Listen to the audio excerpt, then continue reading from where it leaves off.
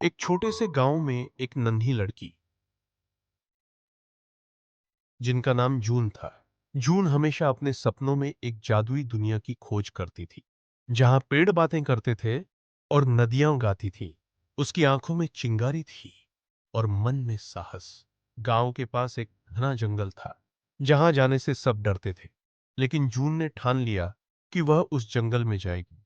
एक दिन जब सूरज की पहली किरणें चमकी, वह अपने सफर पर निकल पड़ी।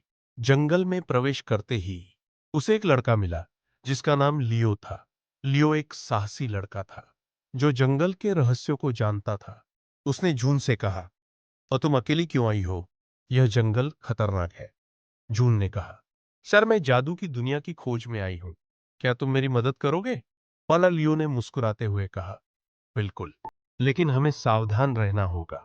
प्यासा आया, दोनों ने मिलकर जंगल की गहराइयों में प्रवेश किया। वहां उन्हें अद्भुत जीव जंतु मिले, जैसे कि रंग बिरंगे पक्षी और चमकदार तितलियां।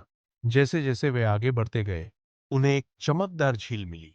झील के बीचों बीच एक सुंदर परी तैर रही थी।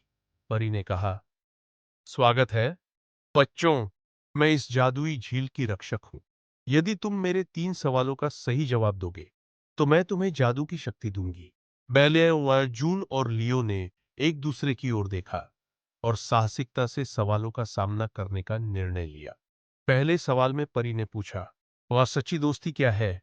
प्याला जून ने उत्तर दिया, सच्ची दोस्ती वह है जो हर परिस्थिति में एक दूसरे का साथ देती है। प्याले परी ने मुस्कुराते हुए कहा, सही जवाब। पैरासल दूसरे सवाल में परी ने पूछा, नौ सपनों का क्या महत्व है? पैराला लियो ने कहा, सपने हमें प्रेरित करते हैं और हमें अपने लक्ष्यों की ओर बढ़ने की ताकत देते हैं। पैटाई परी ने फिर से कहा, सही। प्यार तीसरे और अंतिम सवाल में परी ने पूछा, जादू क्या है? बलान जून ने उत्तर दिया, जादू वह है जो दिल से किया जाए। वह हमारे इरादों में छिपा होता है। परी ने खुशी से कहा, क्या तुम दोनों ने सही जवाब दिए? तुम्हें जादू की शक्ति मिलती है।